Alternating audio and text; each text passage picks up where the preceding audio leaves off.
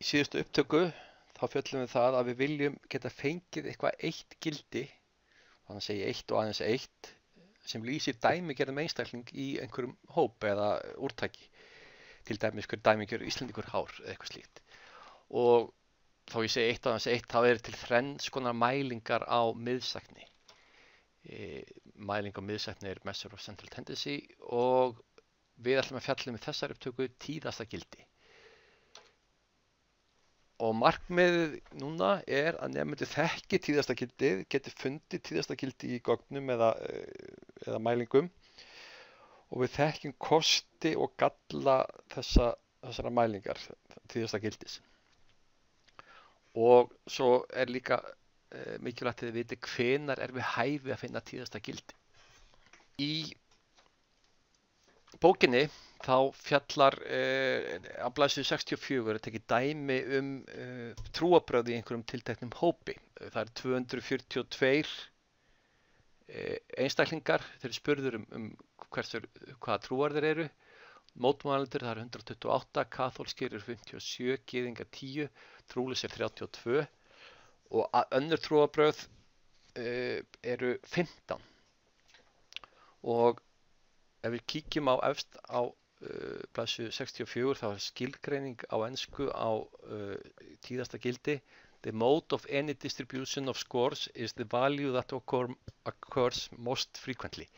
Þannig að tíðasta gildi dreifingar er það gildi sem kemur oftast fyrir. Þetta er tiltölulega einfalt og þetta er skýrt og hugtakið er mjög gegnsætt.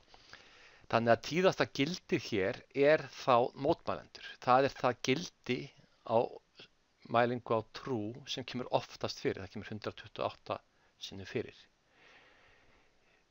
Tíðasta gildi er mjög gagnlegt þegar við erum með nafnbreytu eins og trúarbrögð. Ég bendi á að við gætum mögulega verið með, segjum að við séum með annan hóp hérna. Við erum með 55 manna hóp, 20 þeirra eru mótmælendur og 35 með aðra trú. Og ef við flokkum þetta svona, þá er önnur trúarbrögð orðin tíðasta gildi. Þetta er annar hópur heldur en hér. En ef við hefðum greint í sundur hvað þessi önnur trúarbrögð eru, ef þetta hefði verið mótmælendur hefði verið 15, gyðingar hefði verið 15 og trúlausir 5, þá sjáum við það breytist hvert tíðasta gildið er.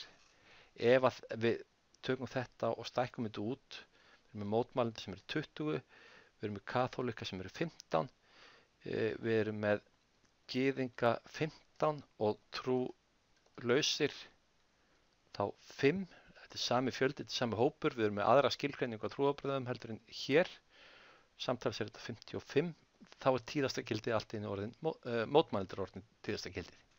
Þannig að við sjáum það að flokkunarkerfi getur haft áhrif á hver tíðasta gildið er.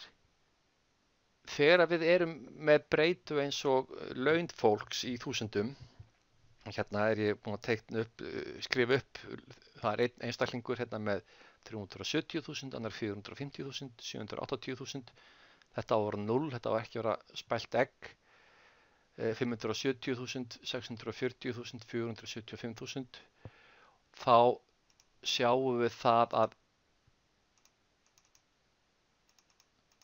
tíðasta gildið í þessum mælingum er 0, en það er ákveðin galli sem mæling á einhverju dæmigerðum launum, þá er hinn dæmigerði einstaklingur í þessum hérna ekki með 0. Þannig að hér virkar tíðasta gildi mjög illa. Hérna erum við með annað setta mælingum. Við erum með 371.000, 375, 382, 379, 389, 391, 392, 371, 382. Við erum með 2 tíðustu gildi.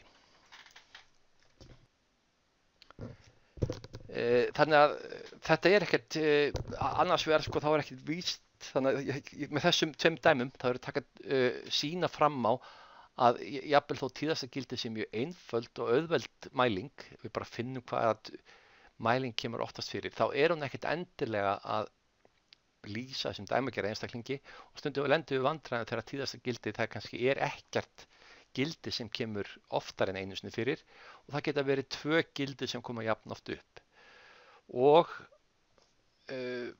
eins og hér þá getur verið að tíðasta gildi sé ekki dæmi dæmigerðan einstakling. Þannig að svona almennt þá tíðasta gildi notað á nafnbreytur og stundum á aðra breytur en oft eins og þessi dæmi sína þá tíðasta gildi ekki góð mæling á miðsagni eða þessum dæmigerða einstaklingi.